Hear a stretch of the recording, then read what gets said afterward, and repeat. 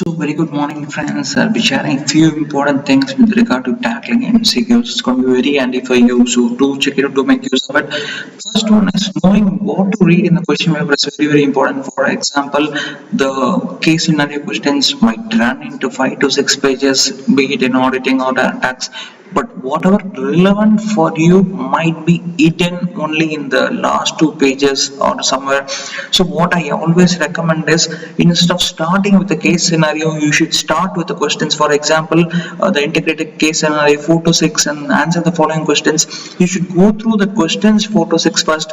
Now your mind is ready with the question. Then if you see the integrated case scenario, you will know what data to pick, and this saves a lot of energy, because merely reading the case scenario is not going to do any justice. And also, don't strike off the answers, MCQ answers, unless and until you are really sure that whatever you gone for the previous option is wrong. So that is very important, because sometimes what you thought initially might be right.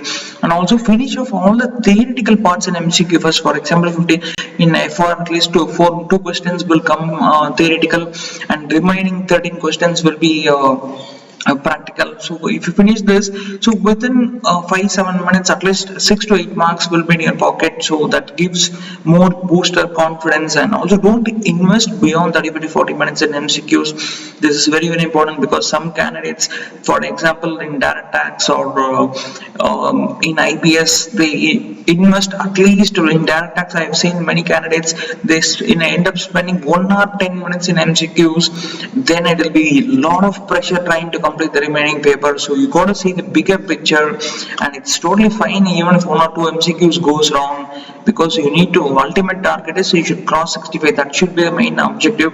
And also ideal time for MCQ, as I always emphasize, is 3 to 3:35 p.m. And also don't tire your mind struggling for 1 or 2 questions. Conserving the mental energy is important, because it's already 3:30 now, and also you need another 1.5 hours. Especially you need to accelerate, and you need to do all those things. Mind games will be there, so that is very important. And also apply whatever lessons once the previous exam is over. Don't get upset with whatever went wrong, but instead focus on the MCQ lessons you have picked up from it, which can be handy for your next paper. For example, be it in FR as well as data tax, you might have learned some things, or you might have made some mistakes which will be very handy for you, which you should avoid in the next paper, and it will give that additional, the 2 to 3 marks you lost in the previous, that you can lift it up with the next paper. So these are the various things you should follow. I hope you found this video useful. Make full use of it. All the best. Keep going. Best wishes.